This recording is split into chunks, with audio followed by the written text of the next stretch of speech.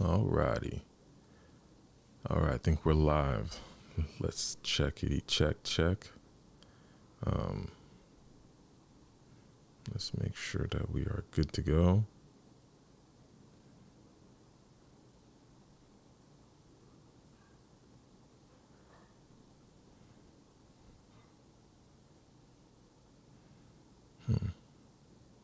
Is it working?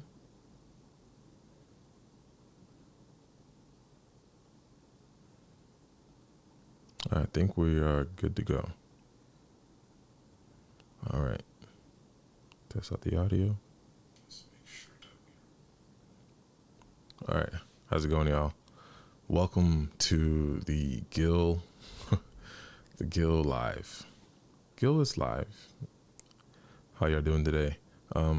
Just woke up and wanted to do a podcast, and I figured, why not make it live?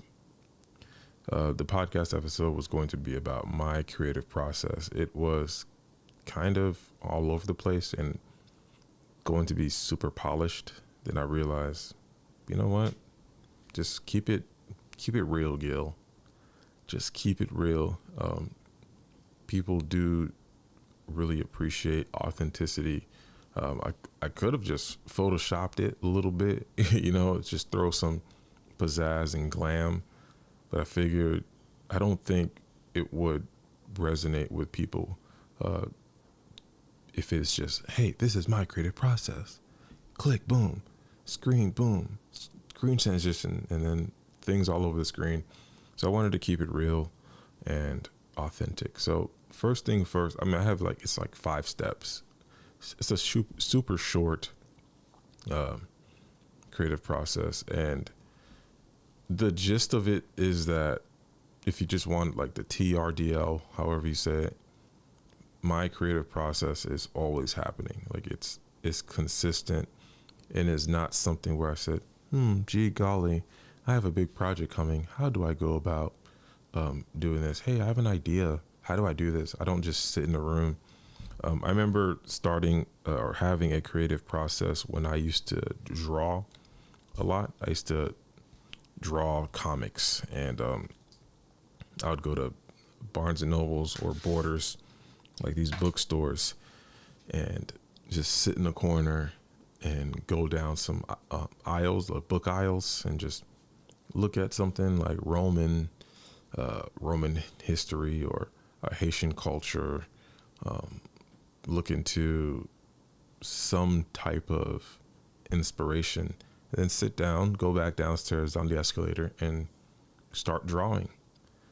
And I'll draw what I saw, draw what I felt, draw the energy, whatever inspired me that week. That was kind of like my creative process when I was drawing. But now, as somebody who creates photos, videos, podcasts, audiobooks for clients on a consistent basis, it's kind of hard for me to just summon that when this isn't when this isn't something for me, if that makes sense. If it's a client's job, it's kind of weird for me to just, okay, Gil, I'm going to start creating content for this laundromat.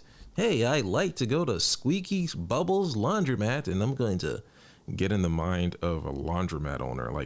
That's not. Hold on, we got some people here. Good morning, BRB. Oh. Hey, good morning. Know your Joe. But yeah, like I said, I kind of felt like I needed to figure out a way for me to continuously create for other people without soiling my creativity, if that makes sense, or just making me have a bad time. So this is my creative process here. So I consume a lot of different stuff. I consume a lot of different types of mediums, art, podcast. I listen to a lot of audiobooks. I read a lot. I read a lot of news. There used to be this, I read a lot of news and also consume a lot of news. There used to be this app called Umano, and it would give you like a quick update of different type of news stuff that you want, and it'll be read by people. So it's called humano. I think that's like Greek or Latin for the people or something like that. And I would just listen to it. Now I just listen. I mean, I've been a fan of NPR, so I listen to a lot of NPR. Let's see. Continue without Shingo. Okay. I guess we lost Twitter. Twitter just stopped working. Is it even on? It's still on.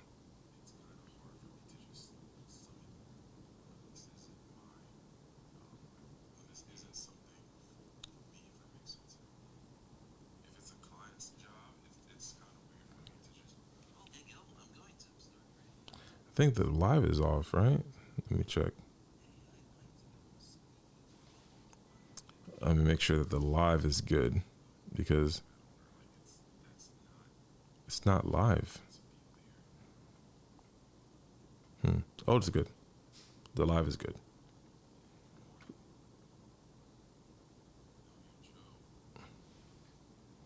It's like way behind though.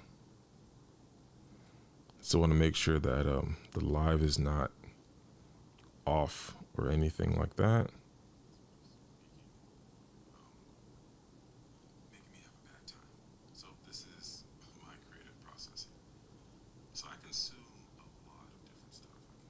The live is like way behind, which is interesting.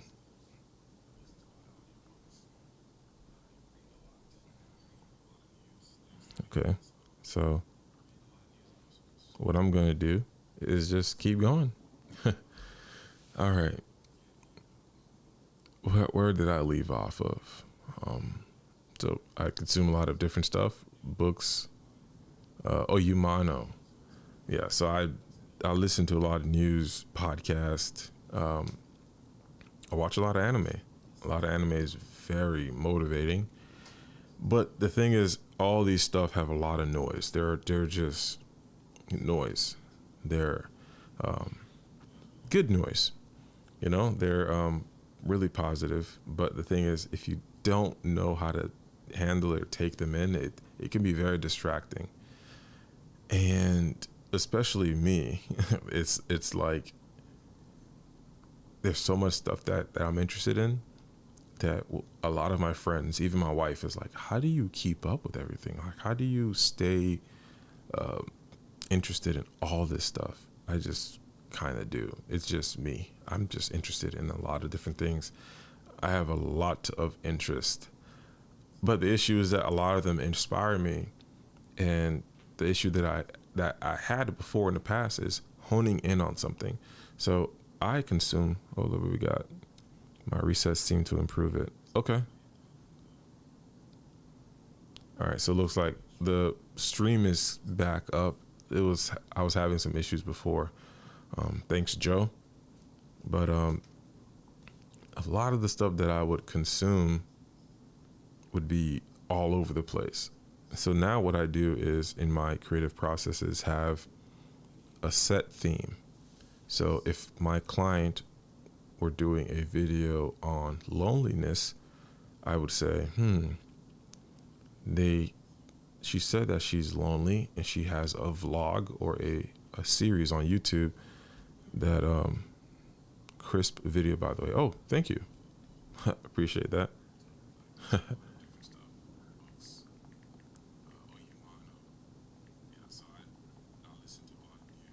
So thank you. So what I would do, I'm losing my train of thought. Oh man, somebody said that I have great video quality. Now I'm like, oh, thank you. Appreciate that, Joe. Wow, what was I saying? Let me see if I could catch up to the stream. Oh, so my client, so she wanted to create a series on YouTube about loneliness. So I said, how can I help her? Because as a creator, I want to make sure that I can create something great for her and make sure that she does a great job so that she could come back and her viewers could enjoy some great content.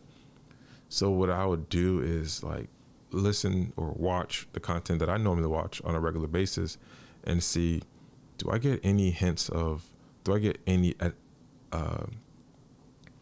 like inspiration from the word loneliness or some type of loneliness. And I did. There was this guy named John Maxwell. He's a writer, speaker, overall inspiring person. He does a lot of positive books. And he wrote a quote, and it says, it's lonely at the top, but remember why you're there. And I'm like, oh, wow, that's crazy.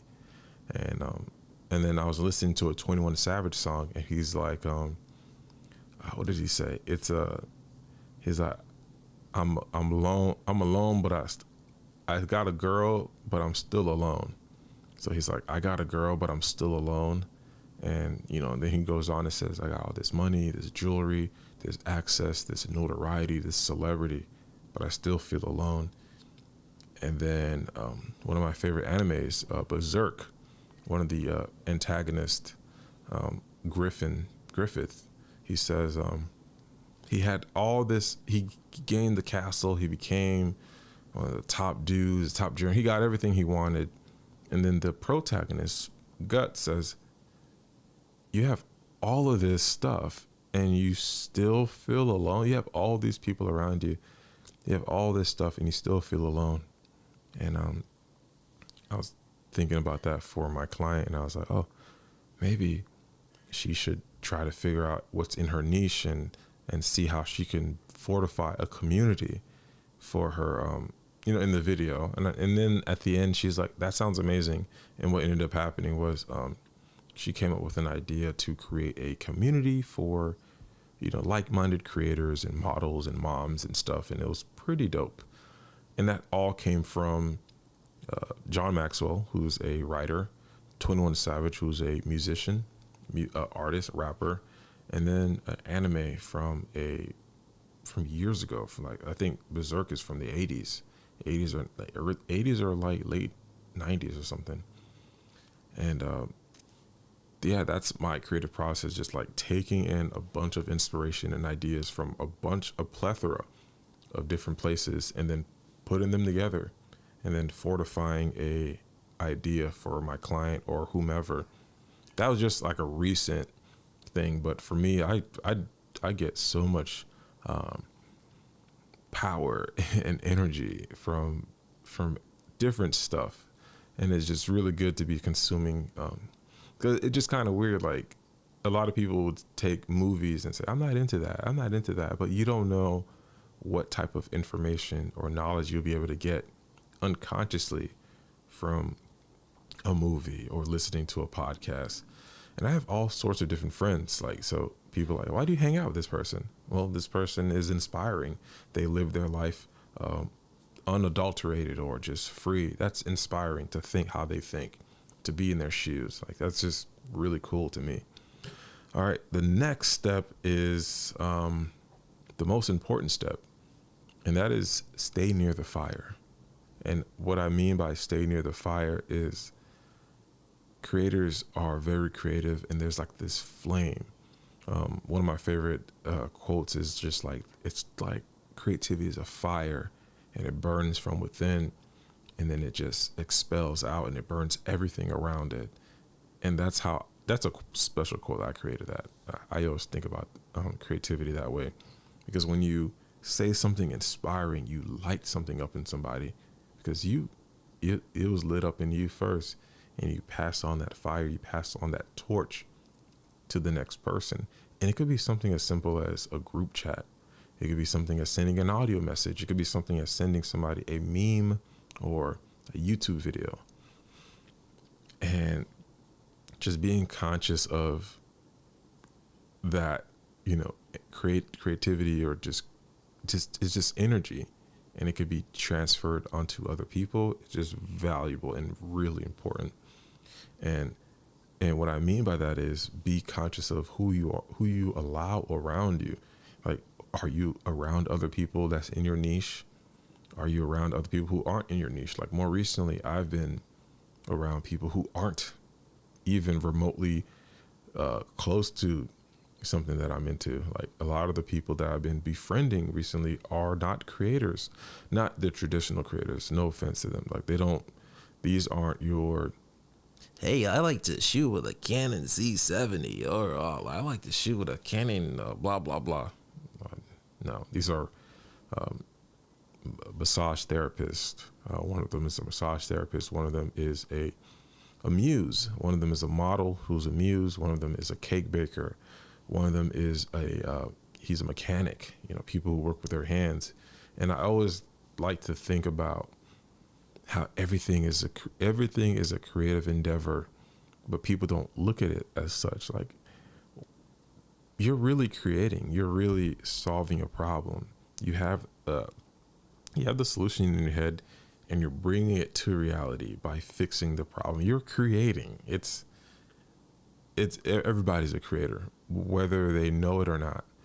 And for me, being around people who are outside of my niche, they teach me a lot unconsciously. They're not aware that they're teaching me, but they're teaching me. And that was my stomach. I don't know if y'all heard it. It is, I don't know what time it is. What time is it? It's 12:05. I haven't eaten anything. I worked out, but that was pretty much it. I didn't work out on an empty stomach. I had a banana, peanut butter, a protein shake. But I'm still kind of hungry. But getting inspiration outside your niche is really, really important, because like I said, you'll be able to take inspiration from those people unconsciously. So it's something to think about. All right, living. So the next step is living. I don't create full time. Did the thing? Let's see. Let's make sure we're still good. So, living. I don't create full time. I am a mechanic, and I work on stuff with my hands. I think about problems and I solve them. There's an issue in front of me. I try to find a creative solution sometimes. And a lot of times the manual will be here, and you're just going over the manual and you're like, oh, okay, yeah, this says do that. But what if it's doing this instead? And you have to come up and think of a quick solution to solve a problem. And a lot of time it works. A lot of time it doesn't. But I like to just stick to what I know, which is to create anything outside the box. And living, for me, is one of the best parts of my creative processes, because I don't create full time, like I said. So me going out with my wife, me hanging out with my mom, me just working around the house, doing chores, eating, can allow a certain part of my brain to relax. And at whenever time a creative idea comes up, it'll pop up. I've had so many times where I'm out with my wife, we're just chilling on the couch, we're just vibing, you know what I'm saying? We're just like, ha ha ha ha, this show's amazing. Shrinking, by the way. Shrinking is a great show. It's on Apple TV. So we're just vibing and chilling, and then an idea pops up. And I have to either run upstairs or find my journal and write down like an idea that I had. And these ideas just come out of nowhere. They just pop up. And it's being able to, I think it's because I'm not always creating. So, and I view art everywhere. Everything is art. And that's my number one rule. Like, everything is art. Like, that's the number one thing. Like, laying out a home, organizing it, putting this thing here, putting my computer in the back, putting a light right here, putting a light in front of me, my computer here, my microphone, the placement, my orange hat, brimless hat. Everything is art. And once you start viewing everything as art, you can still relax, but it's just like, me relaxing is me not creating anything, me not being in front of the computer, on my phone, making something on InShot. Me just chilling is quite literally me just not doing anything, or not doing content creation, me just sitting down in front of my TV, me at work, me hanging with my mom. Those are when these ideas just pop up. Just, hey, I'm on vacation, but here's an idea. Like, it's just one of those things. So live life. Like, that for me is just, yeah, just have to live life. And so let's say when I'm finally prepared to create something, right? This is the next step. When I'm finally ready to create something, that's when I basically find all the tools that I need for that job. And it's very important for me to understand what that job is. What does it require? And not to go above and beyond. If it's a wedding, I'm bringing the whole studio. It doesn't matter. Those are moments that you cannot retake. You can't get the wedding to shoot again. You can't get all the families to emote the way that they did before. You missed it. I'm sorry, buddy. But a podcast, I didn't get that angle. We got the audio. It's fine. Nobody cares. If it's a Jay-Z and Lil Wayne not concert but podcast, Lil Wayne saying that he's number one and Jay-Z saying he's number one. If they want to do a podcast, okay, cool. That's amazing. I would love to record that. I'll probably bring 4 cameras.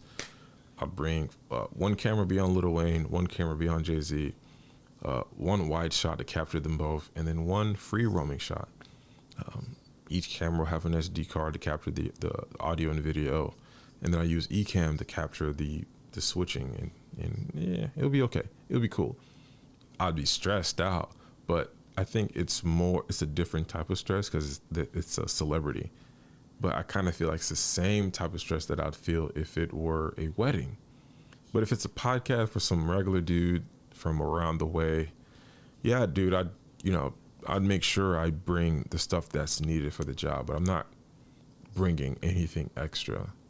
For one, it doesn't require that much creative effort. Number 2, it's a podcast about you talking about something misogynistic, homophobic, or anti-Semitic, or something crazy like that. So you don't really matter. So I'm, sometimes it's just like you have to remind yourself that, yeah, what that guy's talking about doesn't really matter. So yeah, it's totally fine. But yeah, well, that step in my creative process is when I'm finally ready to create. I have to understand, what am I bringing? If it's a wedding, I'm bringing the whole cavalry. I'm hiring help. I'm bringing people. If it's a photo shoot, it's for a model. All right, cool. I mean, I'll bring 2 cameras, portrait lens, wide angle lens. But it depends on what did we discuss. And it's important for me, because that's really a big part of my creative process, is communicating with the model, the talent. What is it that we're shooting? What's the purpose of this? So that I can bring all the necessary tools that I need and just work accordingly. So I don't have to worry about anything. All right. And the last step in my creative process is actually give myself freedom to play around. After I come up with the idea, which is the first step, like by consuming a bunch of different types of stuff, right? Music, video, audio, gaming, anime, manga. I delve down and block all the noise and hone in on one specific idea. If it's about loneliness, like I said, it'll be about loneliness. And then by consuming these content, I'll hone in on one particular message and then focus on that. And then the next step is kind of like hang around different other people who are creating stuff, bakers, massage therapists, models, musicians, photographers, people that are in my niche, people that are outside my niche, and probably bounce the ideas off of them and see how my idea can now be slowly formed. And then the next step is just living life and just letting go. So I let go of the idea. The idea is, it exists in my brain. It exists in a realm, in one of my voids. It exists. But I haven't really given a final form yet. And I just let it be. And I just vibe out, chill with my wife, or go to work. And the idea will slowly start taking form. It'll probably just pop up and be complete as I'm just sitting at work and I can't do anything about it. And the final step is make sure I have all the tools necessary, all the tools that I need to create. And then the final step is give myself freedom to play around.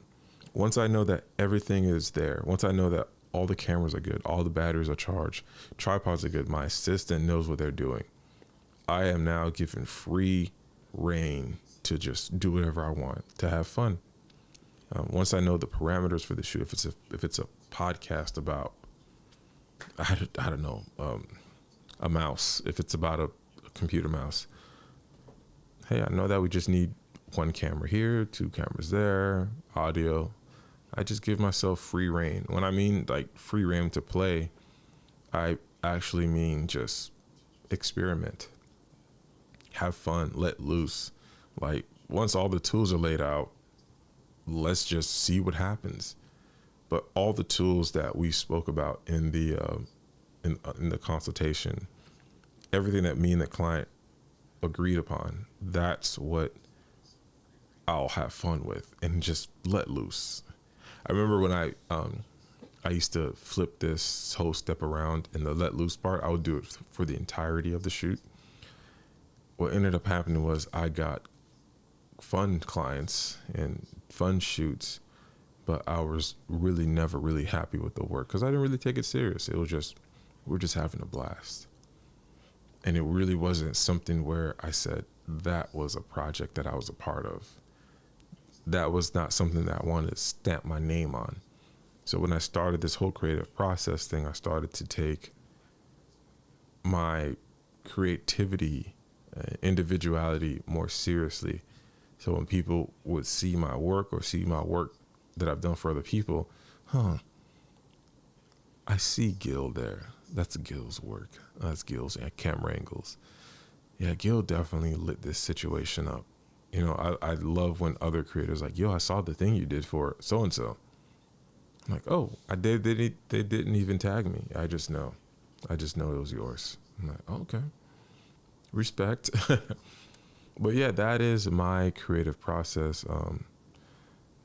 Let me know what y'all think. I don't know who's here. We got a couple of people in the building. How are y'all doing? I don't know. The YouTube is like delayed for some reason. It's not that it's I think it's like a couple of minutes behind. So I see that I have a few people watching, a few people liking, but let me know what y'all think. What is your creative process? Like what do you do what do you need to do in order to create? I would love to hear from y'all. I remember when I used to shoot seminars, and my whole process was bring 3 cameras, one for one side of the room, one for the right side, one for the left side, one for the middle, and I would have an assistant like hop between, and we would brief like before we started recording. And then, you know, they were like, hey man, one of the dudes who assisted me, hey, what's the plan? I was like, let's just have fun. But here are the points that we want to hone in on, because since he's on the side, I told him the message or the goal of the seminar is about, you know, finding the ultimate story. So I want you to find people that are like super stern looking, like find that look, find the person that when you put the camera on them, you feel inspired. Like, wow, I wonder what they're thinking about. So those are some of the cool stuff that I remember doing. I haven't shot a seminar in a while, but I remember just doing the seminars and talking to my assistant or talking to the client and, hey, what's the goal for today? Like, what do you want to capture? Then when you find testimonials, like I'd have like 5 or 6 testimonials after the seminar. But hey, but then you have to like pick and choose because you have to make sure that you get the right person's testimony, like that enhances the seminar. Like I'm able to take 5 or 6 testimonials, find the best 1 or 2, and promote it for my client on their social media or do something really cool with it. But it's all about that creative process, like understanding the tone. What do we have here? My end game as far as I don't know. What do you mean end game? My end game. I'm assuming for my creative process, just to create something that I'm happy with, where I put my name on it.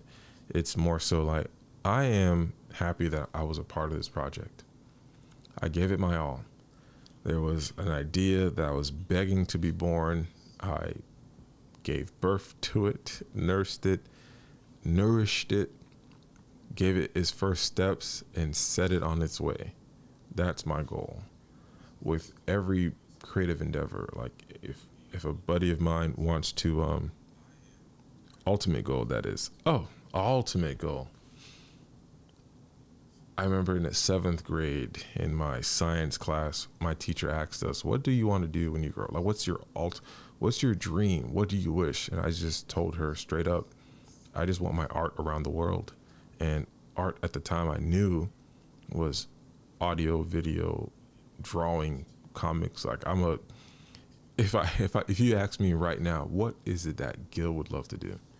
I would love to do this. Just get online, talk, share thoughts and ideas, draw, like drawing comics. I miss doing that.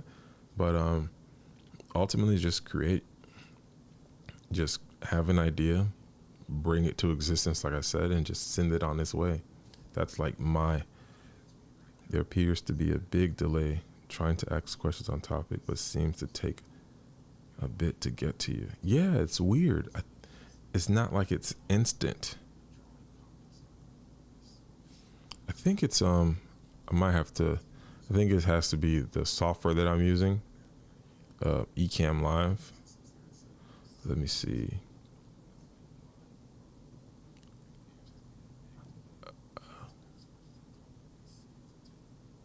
Yeah, there seems to be like a major delay.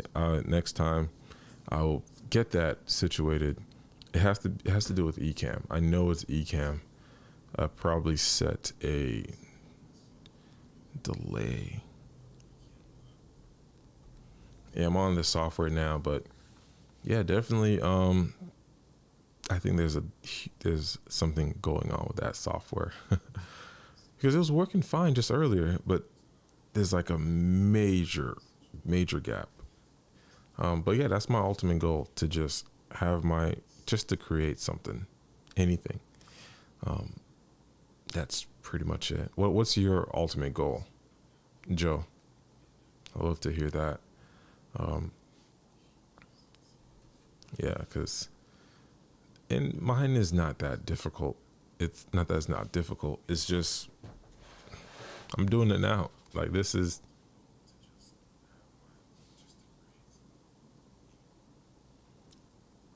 Yeah.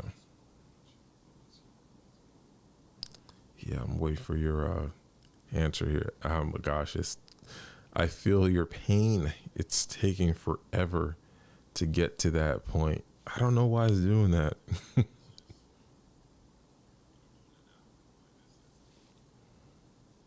But I'm hop out of here. Hopefully next time the stream is nice and tidy. Be sure. Oh, thanks y'all for the love. Let me see. Can I show the chat? Where is the chats here?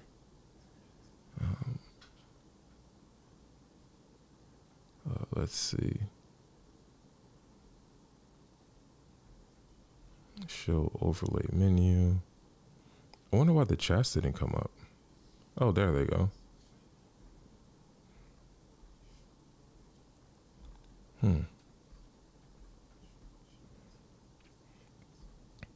There we go. Oh, what software? Ecamm. Okay. Yeah. So Ecamm Live,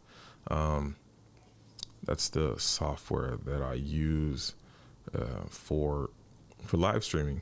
It's actually the same software that I use for what was the next question?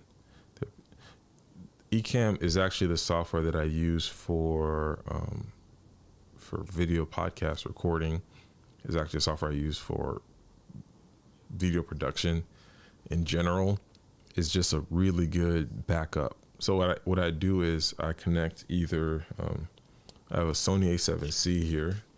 I connect it to my computer via USB-C or HDMI, HDMI via A10 Mini, and what ends up happening is it takes the signal. So have you tried OBS? OBS is old school, man. That's what I started with. I started with OBS back in the day. Like, I can't tell you how long I've been using OBS. I've been using OBS just as long as I've been using Photoshop or something like that. Like, OBS is something that we use at my church, college. It's something that's just really, really old. Ecamm Live is just something that's more recent. I've been using it for the past 2 years. And that's honestly because of Tom Buck, Heather, Doc Rock, and Jared Spink. He's a couple of creators to name drop. And I want to interact with people and share ideas. Okay, interact with people. You can interact with people via live stream, podcast. I wanted this to be like a podcast you just download and just listen to, but I figured, why the hell not go live? Like, go live, Gil. You have a great setup. You have okay skin. You know, you have a good camera. Why not go live? OBS, Raphael. Oh yeah. OBS is definitely frustrating. It literally is BS sometimes. It's more BS than OBS. And it works though. Thanks for joining, my friend. It's good to see you. OBS is really good to use because at the time I had a cheaper setup. This is at least 10 plus years ago. I had a simpler computer setup and I needed to capture video or stream video from a camera, you know, just to get it displayed on a big projection screen. So OBS worked. Then there was a point in time where I used Streamlabs OBS for live streaming video games. Stopped using that, and now I just use Ecamm, and I don't even stream video games anymore. So that's the BS. Yeah, literally. Raphael, I'm just going to assume that you use Ecamm. I started using Ecamm, like I said, 2 years ago. But there's a lot of different other services out there. You can use Riverside.fm. I'm pretty sure there's an AI tool now where you just plug your computer in and it just sees you. For a while, I actually was using QuickTime. I just plugged in my camera through the USB-C or using a Cam Link 4K, connected straight to my computer, and I used QuickTime to just capture all the video. It worked. The video files are massive though, huge files, and they were massive. But I want to thank y'all for tuning in. Let me know what y'all think of this live stream. Because like I said before, I wanted to make this a podcast where you just download and you just watch it at your leisure. But also, hey, why not come up on screen? Hope y'all enjoyed it. Joe, I really like the live streams. Thank you. Oh, yeah, I'm going to try to do more. If y'all have any more questions, let me know. But Raphael, we got Ecamm. Yes, it's great. My favorite because I can add my own camera LUT. It's simple to use. Yes, Ecamm is very simple to use. I use it all the time, like I said, for my production work, just to have the flexibility of, capturing the video from each camera angle and also recording the video via an SD card on the camera. That way I have like a backup on backups in case anything happens. And also I have a reference video I can just give to my client right away. That's how I use Ecamm for my podcast production, because you sit down on a podcast for like an hour and a half sometimes. The client wants to see how the video looks, and you can't just push everything right away. So I used A10 Mini to capture the audio, to capture the video from the cameras, and Ecamm will capture that signal and it'll capture all the switches and stuff. And it helps me a lot. It's that outside of the box creative thinking. So starting off, would you recommend to go straight to Ecamm or start? I recommend you do your research. We can sit down too, one-on-one, and try to figure out what works for you. Especially, it really just depends on what you're trying to do. So if you're trying to do live streams, no doubt in my mind, it's Ecamm Live. No doubt. I think they just changed the amount of people you can add on there. I think it used to be like 4 or 5. Now it's like 10, if I'm not mistaken. You can add multiple people to the live stream. You can interview them. And have them on the live stream. You just send them a link, and it's pretty dope. Obviously, this is a clean feed. I'm using my Sony a7 IV plugged directly via USB-C to my computer, and it's a really simple setup. So starting off, would you recommend to go straight with Ecamm? Okay. Yeah, it's a really simple setup. And Ecamm Live, it's a great tool. I would definitely recommend trying it. Get the free trial, see how it works for you. But I would definitely love to sit down with you and see how I can help. What camera lenses are you using to stream? So a Sony a7 IV and a 50 millimeter Samyang. So this lens right here, so 50 millimeter Samyang 1.4, and I'm shooting at 2.8 because I don't need that extra shallow depth of field. Hopefully that made sense. Yeah, let's see. Yeah, so a Sony camera. I like using Sony because, well, the most recent Sonys, because I'm able to connect it to my computer via USB-C and capture everything, and it just kind of works for me. That makes sense. I know my stream is like super delayed, but what I'm going to do here is, let's see. If you want to try Ecamm, I'm gonna send you my little link here. Ecamm.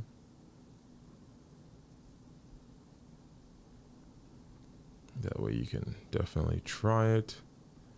I wonder if I can post a link on the comments. I probably can. I'm not too much of a comment person. Let me know, did that work? Oh, it did work. Wow. So I just posted my my link here. No, it's okay. I just posted my link here for Ecamm if you want to test it out. It is a affiliate link. Try it out. Let me know. Hit me up in the if you do have me on Twitter, hit me up on Twitter. Hit me up on Twitter. I am at SHINGUIL. That's if you have a Twitter. I'm also on Instagram at GUIL.DORMEUS. I should probably create one of these animation things. That way I don't have to. All right. I'll see y'all. Thanks for tuning in. I'll see y'all later. Thanks for watching. Talk to you later, Joe.